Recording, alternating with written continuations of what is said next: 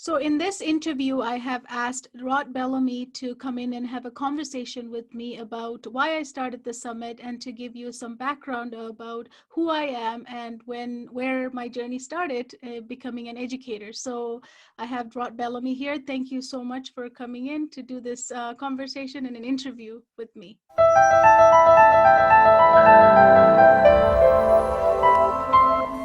Thanks, Kohila. I appreciate it. So as we talked about before, the reason you asked me to join you was that my son was a former student of yours, and I've followed your process quite closely, and you're doing a lot of things right. And this summit is one of those. So thanks for putting it on, and I will be participating. So Kohila, I wanted to ask you, could you tell me, what was your motivation for putting this summit on?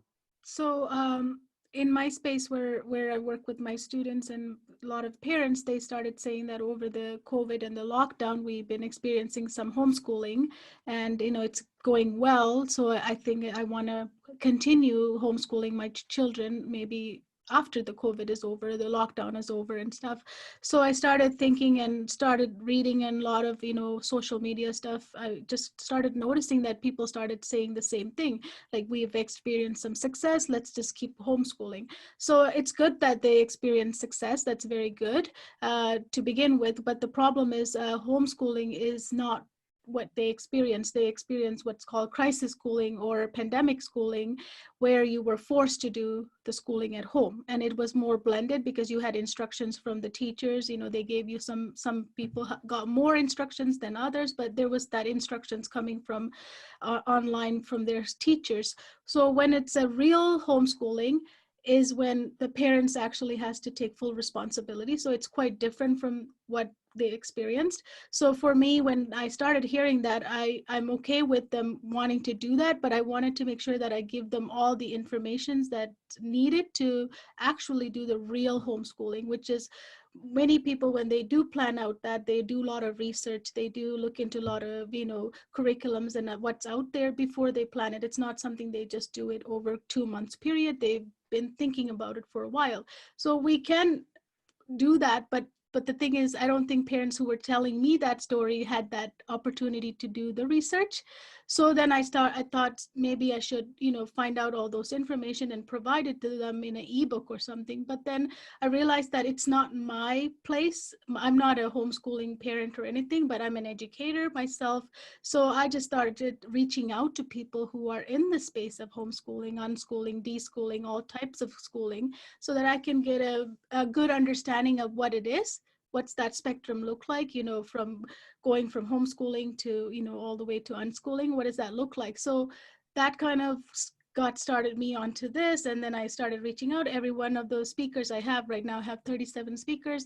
All of them were very, very kind and very forthcoming to say, yeah, let's, I will be willing to come and talk on your summit. So then that's how it all came together. So it was just a month and a half ago that I kind of reached out, and it came together fast. And then that it's happening tomorrow, July 15th, 16th, and 17th. So that's how it came together. Well, congratulations. That's an amazing lineup. And I wanted to ask you, though, Kohila, you have had a lot of success coaching math to students of all ages. And what's your opinion about classroom education versus online learning or homeschooling? Do you have, from your perspective, some strong opinions about that? Yes. Well, I was in the classroom before, and I left the classroom and I started my own journey as a tutor in the beginning of 20 years ago. But as I was starting that journey, I noticed that my what I was giving my students was not reaching. I was just pushing information onto them where they didn't know why they were learning, what the meaning behind it. And I didn't feel comfortable doing that. So eventually I noticed that when I worked on their mindset and all of the other stuff that was involved, which is why now I call myself coach, and I kind of distinguish between teacher, tutor as differently than what I do, because as a tutor and teacher, they can only do certain amount of period of time working with the student, it's very limited. Whereas a coach, I take the opportunity to get to know the students really well first. And we start from, what is holding them back before we actually jump into the numbers. So that's one of my principles, is that I never jump into the numbers with the students. So in a home setting situation, what parents can do, which I really support, is that individualize that lessons for that child in a school, or tutor may be able to do it, but because they have very restricted time with the students, they're just there to help them. They're just a helping hand most of the time, so they're not able to dive in deep to figure out what's that under the surface problems that the student might be having in order to flourish in their current grade work. So teachers, they're in the classroom with usually 25, 30 kids. It's hard to individualize that over there too. So as a coach, I learned that I can individualize. If the parents take that approach right now at home and become a team with their kids and become like a coach relationship, just like in sports, look at the performance, and then you tweak it and you give comments, you give feedback, and then you tweak it until that they perform better. Same kind of relationship, if they can do it within a homeschooling setting and make the child responsible and self-directed learner, and you just kind of guide them and provide that guidance, I think it will really be amazing results from that. Like what I do, a parent can also do, unless the subject is hard or something they forgot or something like that, that's something they can learn or get somebody to help them. But I think the coaching approach is what will really give the result in a homeschool setting as well, as I've done it in my practice. Yeah. So can you define for us what a coach is? What's the difference between a coach and a tutor and a teacher? Well, how I look at it, it can be looked at in different ways. For me, how I defined it as I worked, I always tell everybody what I have right now after 20 years is by working with the students, working and providing for the students. It came out from working with them one-on-one and in group environment. So everything that I have right now, I've tested it. It's like a research project that you just keep doing and doing, and it just becomes this formula that just works with everybody because I keep testing it and tweaking it, right? So therefore, teachers, basically, I look at it as, if you look at it as a iceberg, teachers and tutors usually touch the tip of the iceberg, which is usually the behavior of the students, where they're either in the classroom, if they're acting out, or they're noisy or something, they can just hit on that. Yes, teachers do teach. I'm not saying teachers don't teach, but it's just that a lot of the time we're kind of right now working with a lot of behaviors where the teaching is not happening, and it's very curriculum focused. And when a student is lacking that previous knowledge, like especially in math, if there's a gap that they have missed a couple of years of knowledge for whatever reason, what happens is the teacher, let's say a child is in grade 10 and they missed a couple of years back, now the grade 10 teacher doesn't have the time to go back and teach and fill all those gaps for the students, because she or he has to go with the curriculum. They have a curriculum requirement to deliver in grade 10. They can't take back. And they also have 25 students. So they're not going to look at all these 25 students where they are. It's hard, it's impossible. So there's this, aim to the middle, teach to the middle kind of philosophy, where you're just teaching and hopefully everyone will get it. And some in the middle will get it. At the other ends, either end will not get it. It's kind of how you teach. So it's not nobody's fault. I'm not here to point fingers at the teachers or anybody. It's not their fault. It's the way it is, right? Because of, especially in math, for me, it's that there's these gaps that the students have, which just becomes a massive problem when they get into a higher level of education, right? So that's one. And then tutors are basically, in my opinion, they're brought into a situation when it's all chaotic. The student is struggling. Most of the time, tutors come in when they're struggling. Some people find them when they're not, but most of the time, in my opinion, I always went in when the situation was like the student is failing, and then you have to fix it. The problem is when a student is in that kind of way of tutor comes, they can only work with the hours they're given. They're paid by hour. So you got this 1 hour to create magic, which I don't believe it happens like that. when a student is, you have to spend time to figure what those gaps are. You have to talk to the student to figure out what their learning style is. If you don't know any of those things and you just tell them what to do, you just basically, it's just providing answers for them. They're just going to memorize the answers, and they may do well, may not do well. That's another question. But what's happening is they're not getting that holistic understanding because you don't understand the student. Whereas a coach does all of that. Whatever teacher can do, I figure out what those missing gaps are. I also provide where the student is mentally, emotionally. I figure that out too. Like, what learning style is going to work for this child?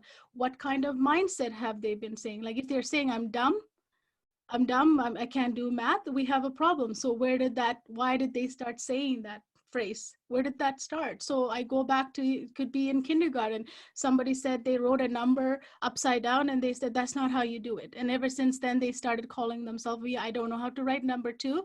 I'm going to call myself dumb. It's simple as that. That's how much I found in my research with working with students. That's simple as that. If somebody said you wrote a number wrong, that was enough for a child to think they're never going to get math.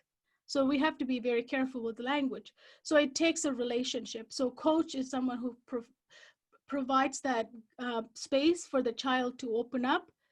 And I never judge them. I say no answer is wrong. Just say it. Well, anything you want to say, just say it. And I also share my story because I struggled with math. So for me, I have this, you know, huge way of connecting with their soul in a very, very unique way. Other people can do that too, but I just have, and I used math as a therapy when I was young, because math is something when you start solving and when you get it, it gives you this empowerment and confident that because you're just finding answers. So in life, if you can't find answers, in math, you find answers. You're like, wow, I'm good. I'm confident. I can be like, I'm worth it. I'm good, right? So that's what I felt when I was young. And I kind of make that into that therapy lesson for my students now. And it's basically therapy where we talk about our emotions. What are you feeling when you don't get a math question? What is your brain telling you when you don't get an answer? Is telling you what? And then they'll say, well, I can't do it. Well, that's not true because you just don't know why you didn't get. Let's go back and figure it out, right? So we're always working together. That's another analogy I use is it's like a sports coach. We're not there to say you got it right or wrong. It's mostly like they're watching their performance and they're saying, okay, let's move the ball this way or that way, right? So it's kind of giving them those little tweaks and hacks to make whatever I'm teaching easy for them. And it's only can happen within a coach relationship because both of us are in a team mentality. The students, I put them as a team, part of me. I'm not over them. In a teaching relationship, the teacher is above the student. In tutoring, they may be here. In coaching, I'm like this with them, especially in my training, I'm always, the student is above me. I'm always kind of here. So I give them that empowerment and that feeling that I can do it. When I can give them that right away, how fast I can give that to them, that's when that magic starts happening with my students, is they start performing because they think that, or they even believe and feel that I believe in them. I know that they can do it. So I create that environment in my coaching with each of the students I take on. And your son was one of them as well, right? So That's right. yeah, he thought he couldn't do math. Now he's in the second year engineering, doing all kinds of math, right? That's what his path was. So something that he wanted to do from childhood, he might have not been able to because the math would have held him back. When I gave him that empowerment with math, and he worked hard as well because he wanted to go here, it became the formula for his success, right? That's right. Yeah. And thank you for working with him. I know that your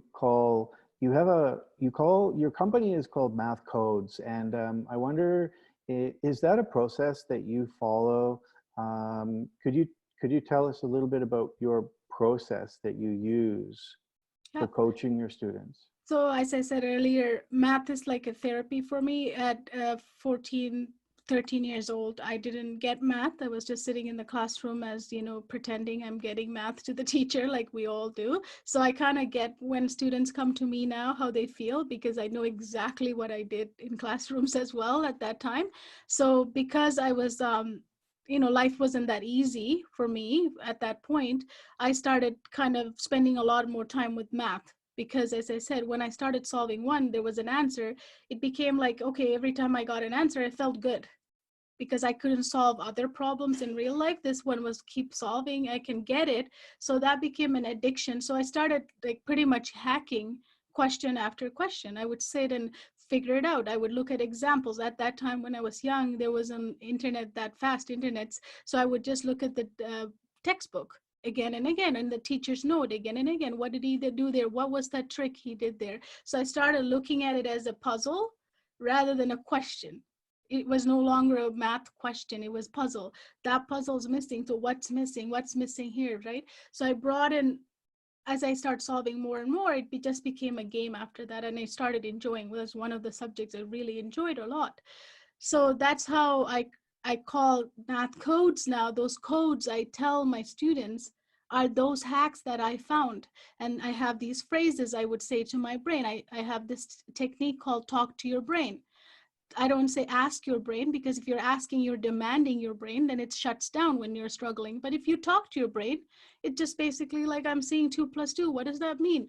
What does plus mean? I don't know. Okay, plus, I don't get it. 2 and 2, maybe I get it. So it's like a therapy where you're just talking, the brain is relaxed, so it can start thinking, right? So that's that whole package of a system, is that you have these codes, you have these phrases, and I also humanize everything. I say kick X out, that guy's going out, this guy's needs to go. What do we do? We're playing this game, he's out. Like, it's like, whatever the child is um, really into, I just bring that into it. If he's into Lego, I talk everything in terms of Lego. If he's into dinosaurs, I will just say everything's like, this dinosaur is gonna go here. He's not like, he doesn't belong here. We got to get rid of him. What do we do? So when I bring those stories, I tell a lot of stories. So I connect all these with stories, and I make the codes that I give them stick in their brain as if it's like a filing cabinet. I store it in their brain with these codes. And then when I say those phrases, it just becomes automatic afterwards. They just say, oh yeah, I know what that is. Oh, I know what that is, right? So it's no longer integers, it's a story. If I say, let's do integers, they're like, oh no. But if I say the story, they're like, oh yeah, that's this.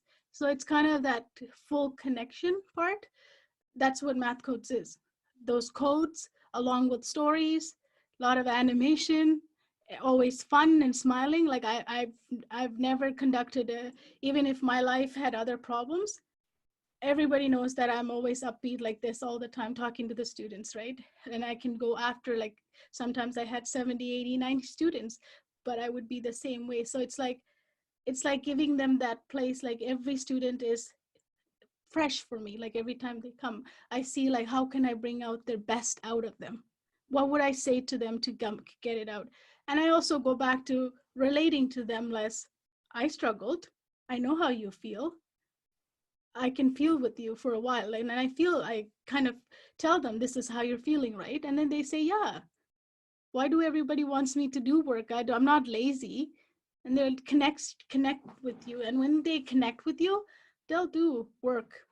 Like, I give them instruction, send me this and this and done, and give it to me back, email me. They'll email me, no problem. I don't have to ask. But there's the training that goes into that, right?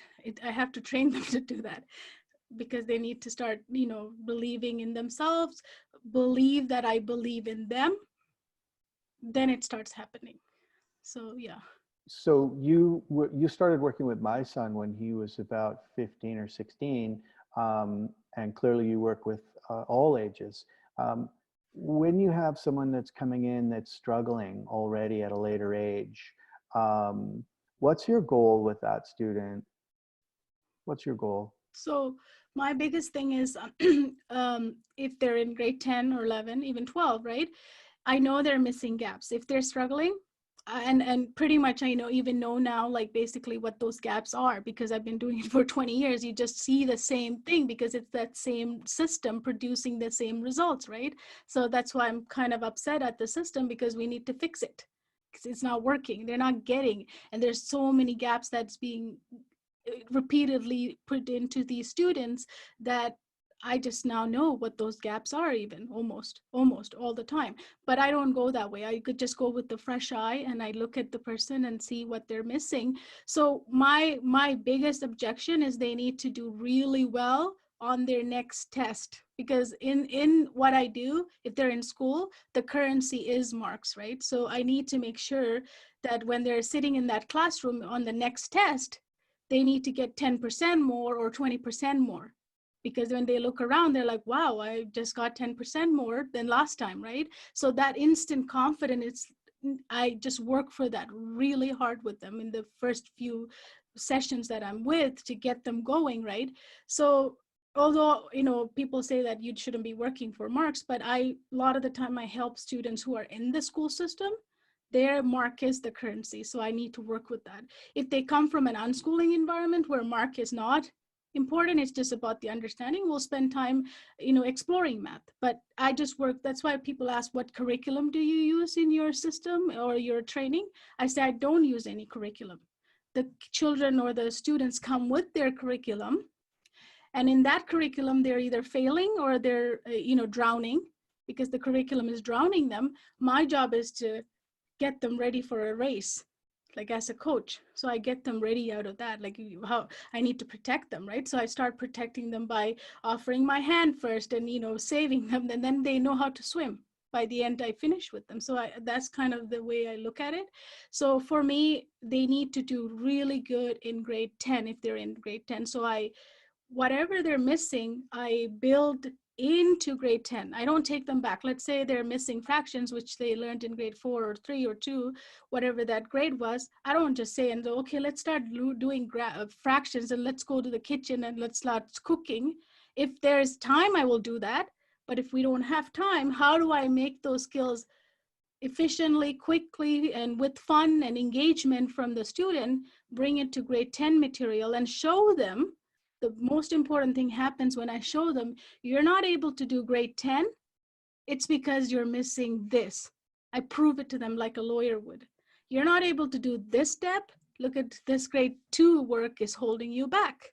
Here you can do this grade 6 work. So I kind of do this kind of work where I'm building for them this case, and they finally say, if I know that I can do this, why didn't people tell me that? This is what's holding me back. Instantaneously, I prove it to them in one session that you're not able to do because it's your grade 2, it's your grade 5, it's your grade 6. And they're like, wow, now I get it. That's it, it's over. And they're like, is that it? Like most of the time my students will say, is that it? I'm like, yeah, it is. And they sometimes they don't believe me. They're like, they need to check it out because they thought it was so complicated. Now it's so simple. They're like, I need to check this, is she right? So I mean, that's when I know I'm winning, right? I always call that, I want to win, win, win. The first win is my students, second win is their parents, and third is I have to win. If I don't win, I can't do what I do with happiness, right? So I have to win. Well, you certainly won with my family and with my son, and that was a win for you too. And now he at a certain point no longer needed to work with you. So can you tell me about that, because that's a goal of yours, is it not? When you're working with students, Yeah, explain every that. time. Yes, that's part of my win. If they say I no longer need you, I'm like, yes, because that's what I work for, because I know that I made him confident enough to say I don't need you anymore. So Hmm. that's kind of my principle, that I work for that. I want to hear that. And a lot of my students will come in and take 2 classes, and then I'll move them. Like I constantly move them away from me, like far away, so that they don't become dependent on me. Like I'll put them into groups of 2, groups of 4, groups of 6, groups of 8. I'll just keep moving them away, but they still have this little, string attached to me where they feel confident. And the minute they feel confident, they'll say, I don't think I need to come anymore. Well, how about if I come every month or something when I get new things, when I'm confused? I mean, that's kind of the win I'm talking about, right? When I hear that, I know they're getting it. It's just a new concept. They know that someone's going to not explain really well, so they want to come and hear it from me, but everything else they can do. And they also have a systematic way of thinking. I'm a big into systematic thinking. I'm like, don't ever say you don't know. Just start talking to your brain. It might give you some clue to do something. Don't say I don't know, because then that's a shutdown, right? You can't shut your brain down and ask for help. Just start talking. I have this graph. What does that graph mean? Did I ever see that? Where did I see that? What do I do with it? I don't get it. And then read the language, right? Something else that students do in math is, like, for example, like if they have discount, if you put it in with numbers, they even forget what a discount means in English. Like I had students add discount and subtract tax, but I know they know what those two words mean. Like, discount, they know it's supposed to come off of something, right? But because with the pressure of math, they're just not, their brain is freaking out. They're like, I don't get it. I don't get it. That story goes on. They forgot the word. So I say, forget about the numbers. Let's just talk about discount. So you go to the store, you see something 20% off. What does that mean? It means I'm going to buy it for less. What is that? It's called, and then they'll say it's discount. And then when you bring it back to the actual work, your piece of paper, they get it. But they need that connection, to see where they experience that, right, in real life. But that's because whenever I see students, they just overwhelmed. It's like almost they're freaking out. Their brain is freaking out about math. So they stop thinking. Yeah. So that's very interesting, and it's pretty common, and I'm sure a lot of people watching this have also freaked out with math at a certain point. So what is that? What is that? Where does that come from? And what is that? And you've explained how you can overcome that to a degree, but can you elaborate? For me, if I didn't become addicted to math like I did at that time, I would be one of those people. When I see numbers, I will freak out too. I'll be like, that'll bring back those triggers that I had in my grade 10 when I get, 15 or something out of 100, right? Like it will bring back memories when it's horrible. Math is horrible. Math is horrible, right? It's a trigger. It's going to turn your brain on, and it's going to start, you're going to walk away from it, not walk towards that idea, right? So for me, I can understand why people are like that, because they never faced that fear. It's an induced fear. If you fail so many times in something, what motivation do you have to actually like it? It's a bad thing. Why would you want to go forward? You want to get away from it, right? So that's why, because they never finished that. Like a lot of people, even adults, tell me, please don't talk about math. I don't like math. And so I just, inside of me, I don't correct everybody. I just think that they haven't met that. If you have a problem with someone, if you haven't talked about it, and if you haven't resolved it, it's still going to be there the rest of your life. Same with math. If you haven't faced this problem, it's there. Every time it comes, you're going to be saying those kind of words and stuff, right? So, but I rewire the students. Right, right. So it is a huge mental barrier. And I saw that in my son. So I think what you've said uh, is that when a student who's struggling finds some success, that's a motivator. They start to see like the light at the end of the tunnel. Is that Yeah, it's true? very, very, very important. That's why I said earlier, you have to, like, even if they're lacking so much, a gap in their math knowledge in grade 10, just for example, grade 10, you got to get them to succeed in grade 10 as soon as possible, quickly as possible, whatever it takes to get them quickly gain that.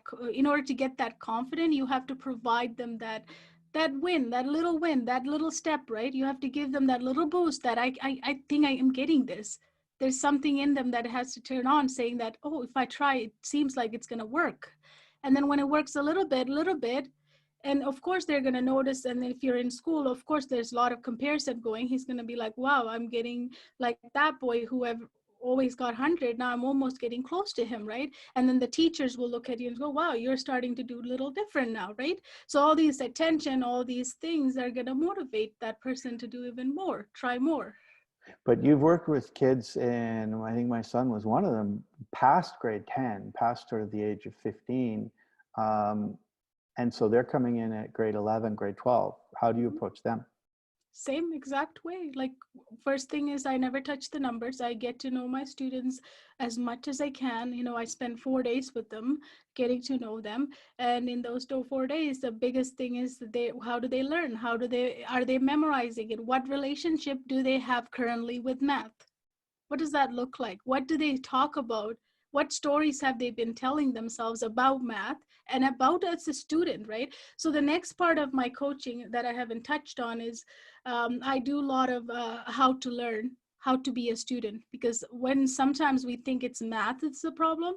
In many instances, I found that math wasn't even, it is a problem, but away from that, the student didn't even know how to take notes. He didn't even know how to put things into calculator, or these other things that are kind of hindering the math success, but he doesn't even know how to study. He doesn't even know how to time manage, right? So all of these other things that are required to be a student, we never teach that to our kids. It's not taught in school. I'm not expecting parents to teach it, but it's not taught in school. It's just kind of, you go to school, you kind of do your thing, and if you kind of figure it out how to do it, you'll do good. If you can figure it out and you're kind of falling behind, every year you fall behind. Every year you become less and less motivated to go to that place. And I tell kids that I wouldn't want to do math either. When you failed for the last 5 years, why would you want to hear about math? Like, it's the last thing, right? But I can tell you that I can change that. And then we start working from that place, right, with the student. So again, coming back to my son, that's true that he improved in math, but he also improved in all his other subjects. Yes. So I know that he learned a lot. He could apply what he learned to other subjects. So one thing that you always say is that anyone can do math. Anyone can do math. Can you explain why Yeah. that is? Yeah, that's because I learned to do it. So if I can do it, anyone can do it. Of course, that's part of it. Other than that, I've been proving it again and again for 20 years. Like, I've been like, every child who came to me saying I hated, they leave by saying I found an inner confidence that I didn't even know I was missing. Like, these are the kind of words they tell me. They say, like, Kohila, you gave me uh, that confidence that I can do anything. I can apply what you taught me in math into other subjects, right? All these things when they tell me, and then that proves, and their marks of course always proves, like, they increase like within you know 6 months. A lot of the time they're increased by 30-40% in their grade, and they can see it. I don't have to say it, they see it. They see how the teachers are changing, they see how their parents are changing towards them, and they're starting to feel this pride, right? They're feeling it, they're living it. What else? That's what I say. Anyone can do math. When they come, I say, it's not your fault, is something I say. If you struggle in math, it's not your fault, because as a teacher and a coach, if a student is not getting in one way that I'm teaching, that means that's not the way that works for me, for that kid, right? So what I have to do is I have to change it. So I have to have the capacity to explain that in 5, 6, 7, 10 ways until the child gets it. If I just say, oh, you don't get it, it's your fault to them, and take me out of that equation and think I've done my job, that's not doing the job. I actually harming the kid when I'm working with them, right? So for me, I tell them that it's not your fault, because somebody along the way, it doesn't matter who it is, they didn't do their job to give you that knowledge correctly. They didn't do it purposefully to hurt you, but they didn't give it to you properly, so that you are lacking those skills right now. We'll just have to find them and fix them. Just like, I'm telling, it's like in one of the analogy I use with them is puzzle. I say, like, I'm telling you, everyone's asking you to finish a puzzle while the pieces are missing and they're not even there. Like, sometimes it's in there somewhere, but sometimes it's not even there. It's gone. It's not, it never came, those pieces with the puzzle box, right? So you were asking these students to complete the puzzle where they don't even have the pieces. And they're like going, I don't have the piece. What do you want me to do? To the teachers. They're crying out to the teachers. I don't have it. I don't know. They're crying out to the parents when they say, do your work. They're like, I don't really get this. Tell me, how am I supposed to finish this puzzle when I don't have those pieces? So as a coach, I'm able to show them it's missing, first of all. Second of all, I show them where they can find it. And then third, we go and find it and bring it to grade 10 or 11 or 12, wherever they are. I bring those pieces and then we complete it. And then they're able to do now it's a complete puzzle. That's how each math concept I'm talking about. I'm not talking about every time it comes, we have to find those pieces within those concepts, right? So something that came up there as you were speaking was, and you mentioned it before, some kids say, I'm too dumb to do math. And often their parents may not have had a successful relationship with math during school. Yep. And I know that's true for, I gotta come back to my son. Both his mother and I did not shine with math. And we never suggested anything genetic, but can you talk about ability to do math? What is there an ability to do math? Well, there are research which say like you're this minded person or that minded person. Like some people say it, but I don't buy any of those, because with my proof, I think it's all the stories we say, right? For me, I was saying stories when I was young that made me kept me in certain places. I mean, for example, learning English, it took me so long because I kept telling me everyone's going to laugh, don't talk, right? Is this the story I told myself? I don't even think people would have laughed, but that's what I told myself at that time, and kept myself from, going forth with learning English at a way faster speed than I had to learn it in grade 8. I waited that long because I say stories to myself. So that happens, right? So these are stories that we tell our kids sometimes by accident. Like it's not purposefully you're saying it, but just in conversation, you'll be like, oh, I never got math. Why would I expect you to get math? Math is hard anyway. These kind of languages when parents use around their kids, they're picking it up as, okay, so I'm not born with this skill, I guess, because if they don't have it, I don't have it. It must be genetic. Like now I can do it. So students do come to me and say, my parents don't get math, so don't expect I'm going to get this. Then I So tell what? them, So why are some students more advanced in math than others, and from an early age?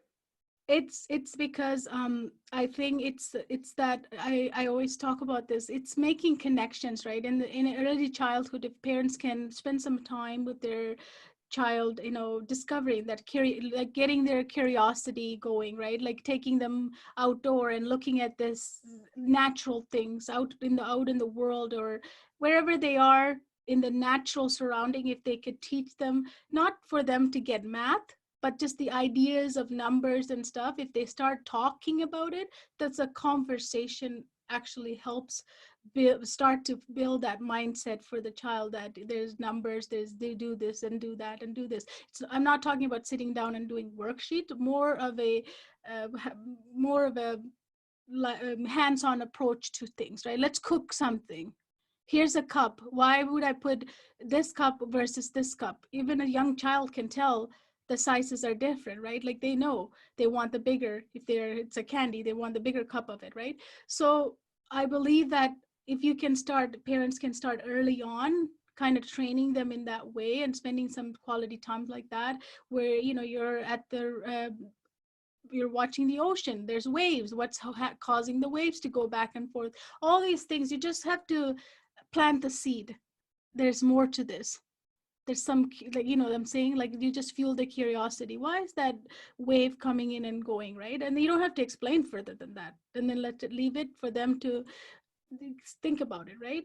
And I think that kind of I think what happens is this the stories we tell, what it does is it causes us to get blocked. There's a block after you say stories, so it's too many times, it becomes a block that causes students to not to think anymore. As I said earlier, if I asked within the question, what's a discount?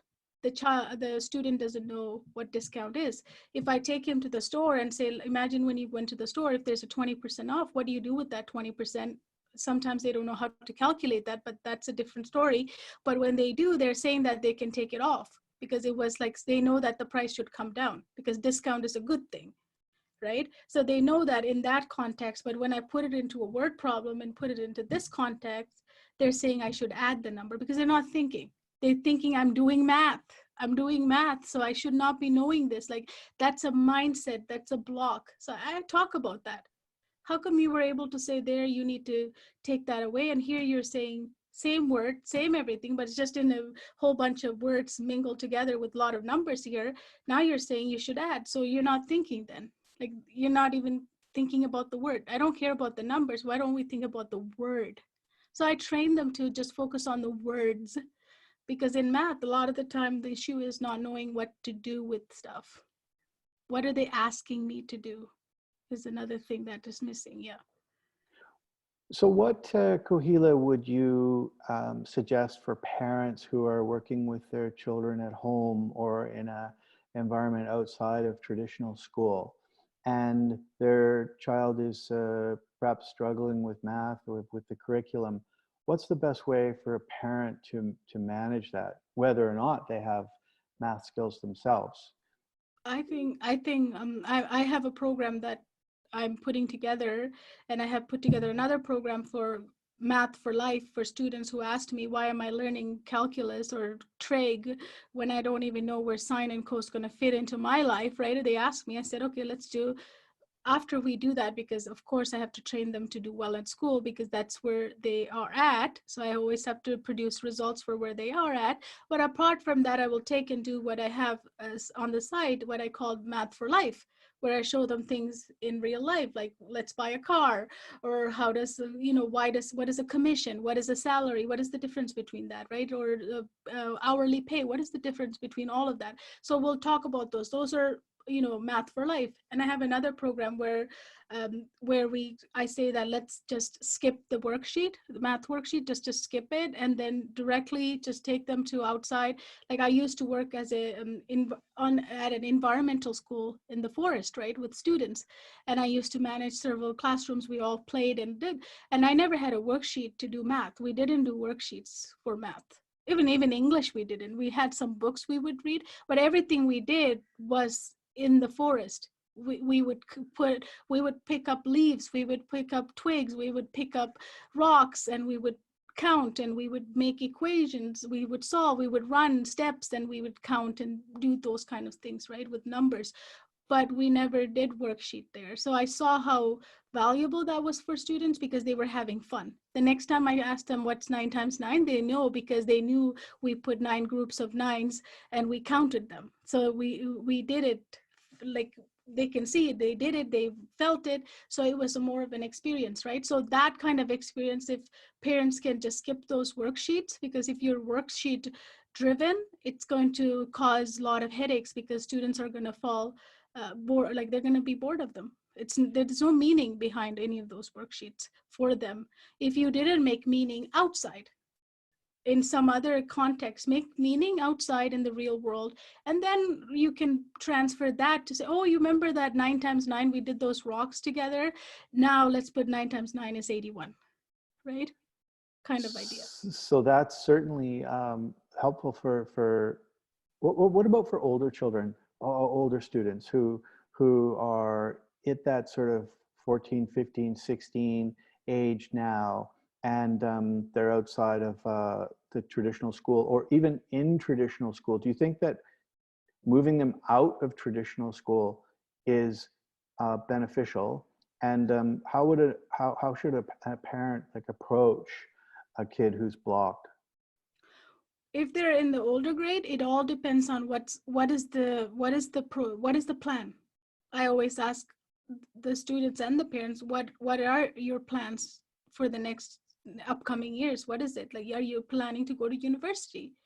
If that is the plan, then we need to get really massively involved and get grade 12 math going, right? Because that's what's expected. So that's why I don't work with any curriculum. I ask their plan. because for me, they come. But then I advise them, okay, here's the situation, all right?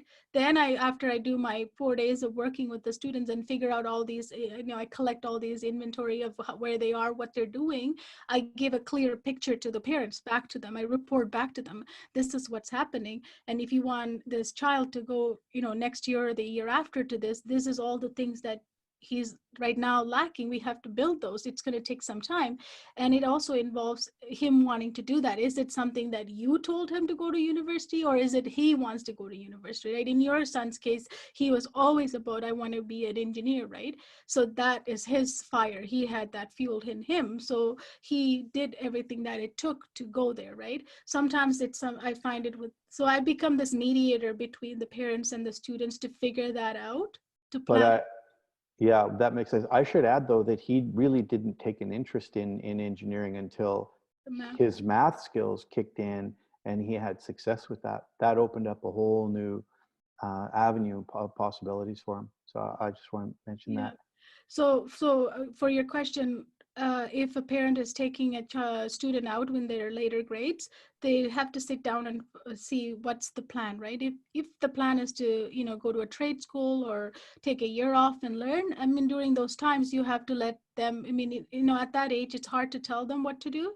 So that's when even more you have to let them dive into what they love to do, because you're not going to sit there, policing them, right? It's not going to work. It's just a matter of day. You're going to get tired and they're going to get tired and it's over, right? So for me, I don't like that type of parenting, policing around, this, do that. That's why you have to be in alignment with what do they want first. At that level, you have to really follow what they want, right? For me, my dad always said, I want you to be a doctor, since I know how to speak, right? So for me, that was a burden that I carried all the time, thinking that here I am, I don't even know proper English yet at grade 2, but I need to become a doctor. How am I going to do that? So that kind of, some cultures have that on their kids, so they carry this burden. I don't think any parent at this time of 2020, we don't need to do that. And we can actually talk to our kids. They're very, like your son, my son, everybody's kids are more now open. They can tell you, I'm thinking that, or I'm thinking this, or I don't like this, right? When we were parented, we never had those conversations. We can't talk to our parents like that. I don't think I'm going to be that. I'm going to be this. And they'll be like, no, you're not, right? So things have changed. The parenting styles have changed. We have open communications now. So draw out a plan. Like, you don't hire a tutor thinking they're going to fix it all. You have to figure out what that plan is, right? With your child. Like, what do they want? What is their interest, right? And if it even takes a year, like I had a student, she was doing really well in IB program, getting, came to me to get some help with her IB math and sciences, and then she never went to university right away. Her parents were all afraid, like, she's not going to go anymore, right? And I just heard from her a month ago. She graduated from her degree program, 4 years. She went back after a year. She said how valuable that is.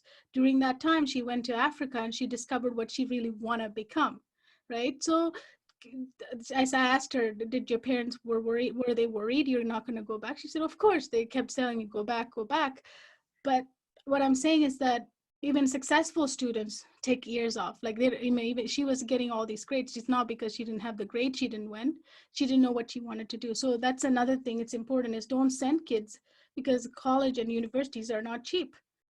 They're going to come out with a whole bunch of debt, not knowing what the degree is for, and they're lost again. So you got to, as I would say, for older kids, definitely a family meeting conversation, draw it out. What do they want? And then research some careers with them. Like, look into, there's programs you can go online where you can go and see do I want to be this person or that person? If I want to be this, what is that requirement for that? Is it a college? Then what is the college needs for me to admit into that, right? Even some people who are like listening to this, then they want to do homeschooling. That's another research they have to do, is especially if their child is in the higher grades, grade 10 or above, they need to do a serious research on that right now, because you don't want to disappoint your child first. You take them out and you disappointed them on something that they wanted to be. So the clear communication is huge. And then I do help with that, that I become that mediator between some parents, because a lot of the time they can't have that communication, but I can facilitate that communication between the child and the parents.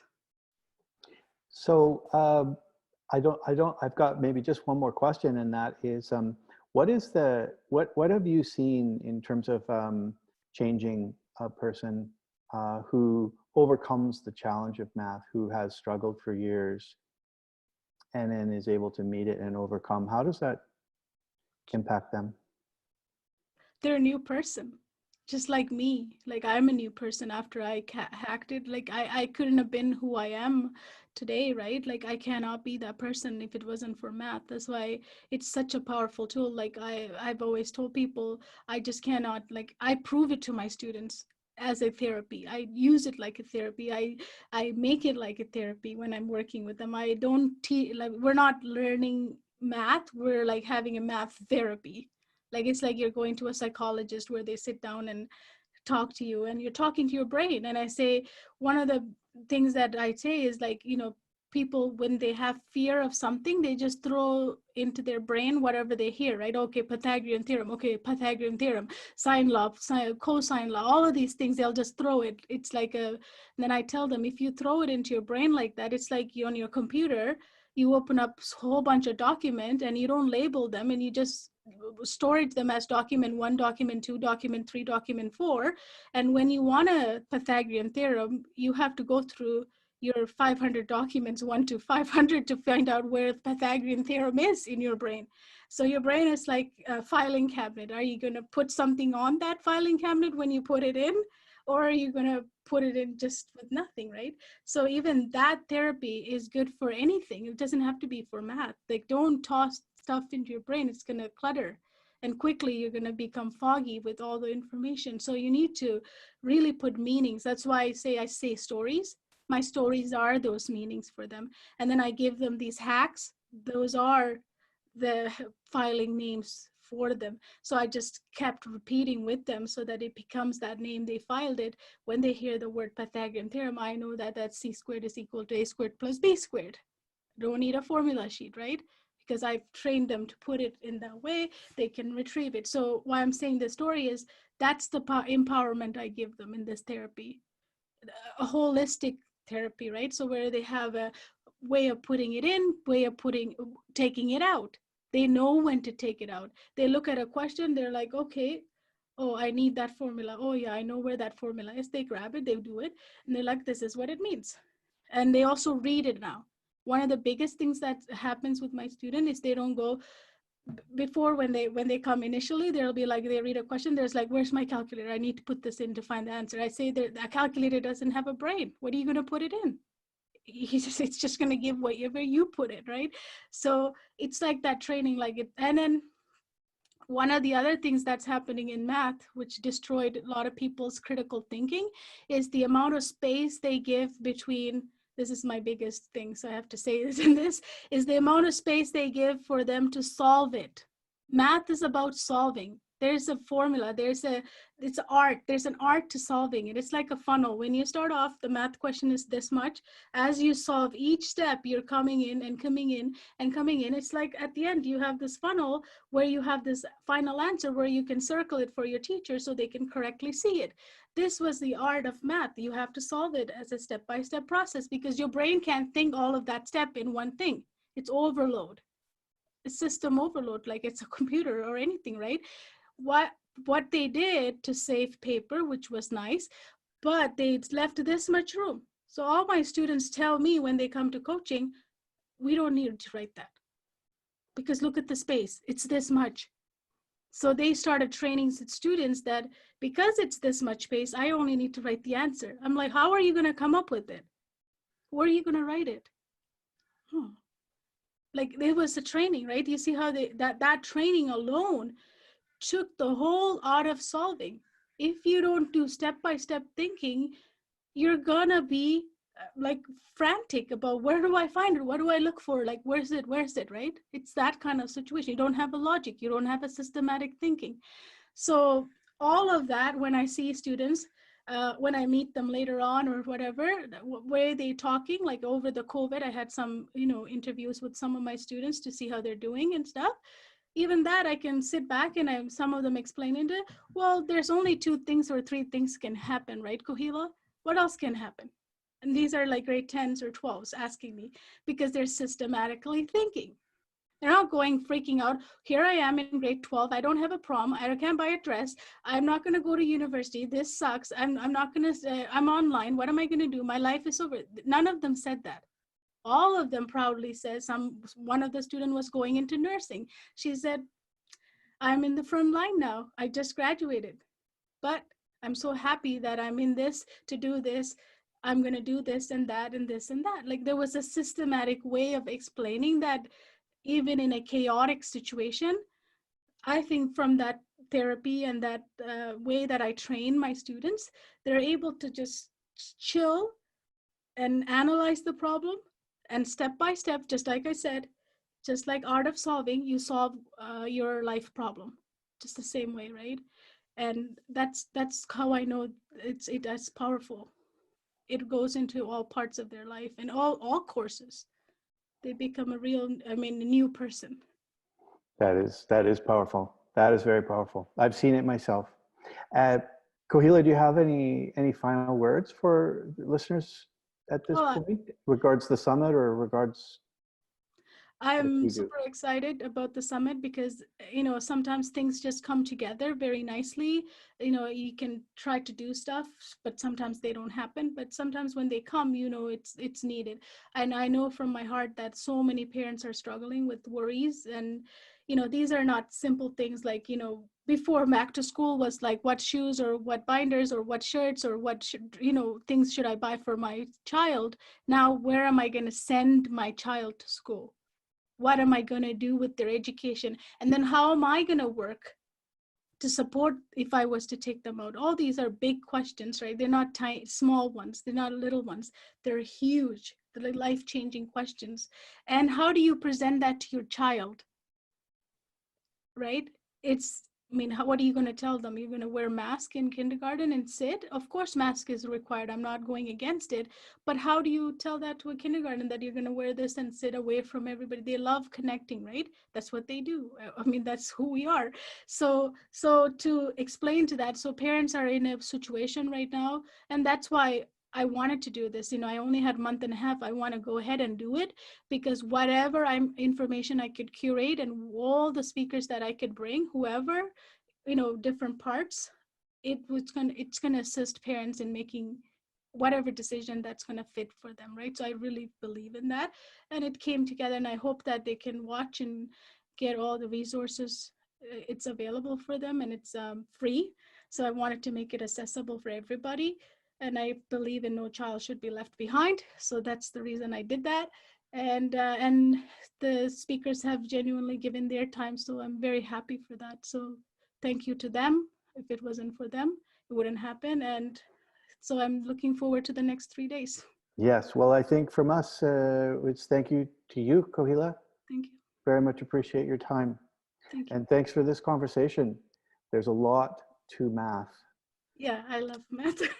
If people can't tell.